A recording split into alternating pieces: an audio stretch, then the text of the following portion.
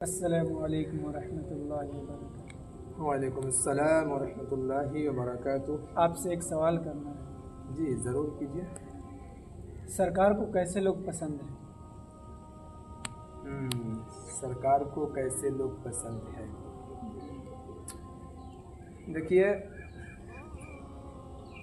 अभी मौजूदा दौर में हिंदुस्तान में बहुत कुछ हो रहा है और हम कहने को ये कहते हैं कि हम एक लोकतांत्रिक देश में रह रहे हैं, लेकिन हकीकत में लोकतंत्र आज नज़र नहीं आ रहा है। क्योंकि लोकतांत्रिक देश का मतलब और लोकतंत्र का मतलब ये होता है कि जनता का राज, यानी जनता सरकार चुनेगी और जनता के जो हुकूक होते हैं वो हुकूक मिले। मगर इस निकम्मी सरकार पर क्या बोले और क्या कहे कि ये सरकार बिल्कुल तानाशाही कर रही है। और आपका रही बात आपके सवाल की कि सरकार को कैसे लोग पसंद है, तो सरकार को वोट देने वाले लोग पसंद हैं, ज्ञान देने वाले लोग पसंद नहीं। और जीती जागती मिसाल है देश के माने जाने वैज्ञानिक जो अभी जंतर मंतर पर बैठे हुए थे, प्रोटेस्ट में बैठे हुए थे, अनशन पे बैठे हुए थे और तकरीबन 18 दिन हो चुके थे। आज पुलिस ज़बरदस्ती उठाकर ले गई है और पुलिस का कहना ये है कि हम हॉस्पिटल ले जा रहे हैं। हालांकि वो ये ऐलान कर चुके थे कि 20 तारीख को हम जंतर मंतर से एक मार्च निकालेंगे और वो मार्च संसद भवन तक जाएगा और उनकी मांग है कि धर्मेंद्र प्रधान इस्तीफ़ा दें। उनकी मांग है। और एक बात हम वाज़ेह कर देना चाहते हैं कि हम किसी पार्टी के सपोर्ट में नहीं बोल रहे हैं, हम किसी पार्टी के सपोर्ट में नहीं बोल रहे हैं, हम एक वैज्ञानिक के सपोर्ट में बोल रहे हैं, एक पढ़े लिखे आदमी के लिए बोल रहे हैं। और अभी आपने जैसा कि सवाल किया कि सरकार को कैसे लोग पसंद है, और हमने जवाब दिया कि सरकार को वोट देने वाले लोग पसंद है, चाहे वो पढ़ा लिखा हो या अनपढ़ हो। अब अगर तुलना किया जाए कि एक तरफ एक पढ़ा लिखा आदमी, एक एजुकेटेड पर्सन हो और वह हक और सच के लिए धरना दे या हक और सच की आवाज़ उठाए, अपने हक की बात करे, शिक्षा की बात करे, तो वो सरकार को पसंद नहीं है। लेकिन एक अनपढ़ आदमी अगर वो गलत भी करे लेकिन सरकार के सपोर्ट में है, सरकार को वोट दे रहा है, तो सरकार को वो अनपढ़ आदमी पसंद होगा। अब देख लीजिए कि कितने लोग उनके सपोर्ट में। अभी भी बहुत सारी वीडियोस नज़रों के सामने से गुजरी है, तो हमने कमेंट देखा, तो कमेंट सेक्शन में बहुत सारे कमेंट ऐसे थे कि उसमें लिखा हुआ था कि सोनम वांगचुक पागल है।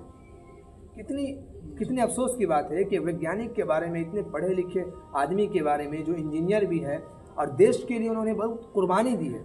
लद्दाख जैसे ठंड शहर जहाँ पे कड़ाके की ठंडी होती है, वहाँ पे ज़िंदगी गुजारने के लिए फौजियों के लिए न जाने कितने काम किए, देश के लिए किए। अगर वह चाहते तो उसको, जो उन्होंने काम किया, उस काम को ये भी कह सकते थे कि हम जो काम किए इसको बगैर मेरी इजाज़त से इसको नहीं बनाया जाए, उससे करोड़ों रुपया कमा सकते थे वो। लेकिन नहीं, देश के लिए कुर्बानी दी। और आज वही आदमी जब युवाओं के मुद्दे को उठा रहा है, अपने फ़ायदे के लिए नहीं, अपने स्वार्थ के लिए नहीं, अपने मफाद के लिए नहीं, युवाओं के फ़ायदे के लिए और देश के लिए बात कर रहा है, तो सरकार को पसंद नहीं है। आज पूरे युवा बेरोज़गार हैं। कहते हैं ना कि आज हम रोज़गार उससे मांग रहे हैं, आज नौजवान रोज़गार उससे मांग रहे हैं जो खुद दूसरे की संपत्ति बेचकर पेट पाल रहा है। तो भाई, जो दूसरे की संपत्ति बेचकर पेट पालता है, उससे रोज़गार की उम्मीद रखना, उससे रोज़गार की तवक्को रखना, यह अक्लमंदी ही नहीं है। आज अंग्रेज़ भी अपने मुल्कों में बैठकर सोच रहा होगा कि ये लोग तो हिंदुस्तान को बर्बाद और तबाह करने में हमारे बाप नहीं है, सोच रहे होंगे अंग्रेज़।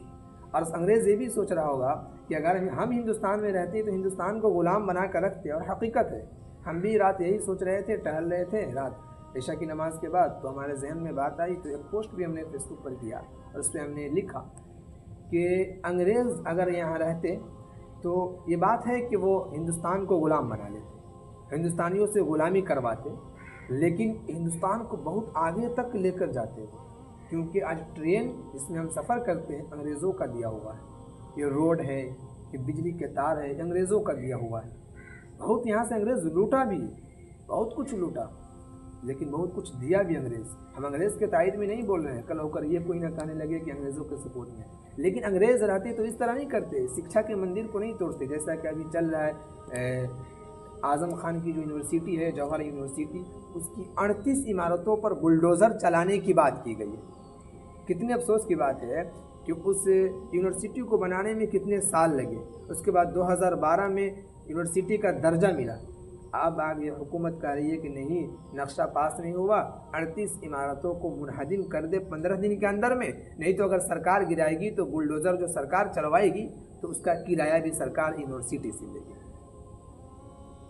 एक तो काम ये करते नहीं शिक्षा पर, और दूसरा कोई काम करे शिक्षा पर तो उसे मुनहदिम करेंगे। वो कहते हैं ना कि शिक्षा के ऊपर किसी शायर ने कहा है कि शिक्षा के जहाज़ बड़े शौक़ से डुबाए जा रहे हैं, शिक्षा के जहाज़ बड़े शौक़ से डुबाए जा रहे हैं, स्कूलों को बंद करके बच्चे रैलियों में बुलाए जा रहे हैं। ऐ फ्री के राशन पर कब तक मज़ा लेते रहोगे ऐ आम आदमी, फ्री के राशन का मज़ा कब तक लेते रहोगे ऐ आम आदमी। तेरे बच्चे पैर से नहीं दिमाग से अपाहिज बनाए जा रहे हैं। जाहिर सी बात है कि बच्चे पढ़ेंगे तो इस हुकूमत से सवाल करेंगे, सिस्टम के बारे में सवाल करेंगे। बच्चे पढ़ेंगे तो एक एक मुद्दे पर आवाज़ उठाएंगे, अपने हक़ के बारे में बात करेंगे, अपने हक़ मांगेंगे। और सरकार यही चाहती है कि अनपढ़ रहे और हमसे सवाल न करे। और एक तो पहले हिंदू मुस्लिम हो ही रहा था, हो ही रहा है, मंदिर मस्जिद कर ही रहे हैं, अब एक शिक्षा के ऊपर भी चल रहे हैं। यहाँ पर भी बहुत सारे लोग हैं जो कह रहे हैं कि अच्छा है 38 की 38 इमारतें गिरा दीजिए। मैं सरकार से अपील करूँगा 38 नहीं, अब 40 इमारतें गिरा दीजिए। पूरे यूनिवर्सिटी के वजूद को आप ख़त्म कर दीजिए, निस्तो नाबूद कर दीजिए। यहाँ तक कि मैं आपसे ये भी अपील करूँगा कि उसके मलबे को उठाकर वहाँ से हटा दीजिए, उसके चटियल मैदान बना दीजिए। तो आपको शिक्षा से इतनी नफरत होने लगी है तो सारे कॉलेजेस को, यूनिवर्सिटीज़ को आप मुनहदिम कर दीजिए, बिल्कुल चटियल मैदान बना दीजिए और एजुकेशन का नामो निशान इस देश से ख़त्म कर दीजिए। न रहेगा बाँस, न बजेगी बाँसुरी, न कोई पढ़ेगा, न आपसे कोई सवाल करेगा। अजीब हद है, मूर्खता की भी एक हद होती है कि आप जहाँ पे बच्चे, हमारे मुल्क के, देश के जो भविष्य हमारे बच्चे हैं, हम नौजवान हैं, वहाँ जाकर अपनी ज़िंदगी संवार रहे हैं, देश के बारे में पढ़ रहे हैं, देश को कैसे आगे ले जाना है इसके बारे में रिसर्च कर रहे हैं, आपको उस जगह से नफ़रत होने लगी है। इस मौके से सरकार में और सत्ता में बैठे लोगों से कहूँगा कि जनाब, देश बुलडोज़र से आगे नहीं बढ़ेगा, देश शिक्षा से आगे बढ़ेगा।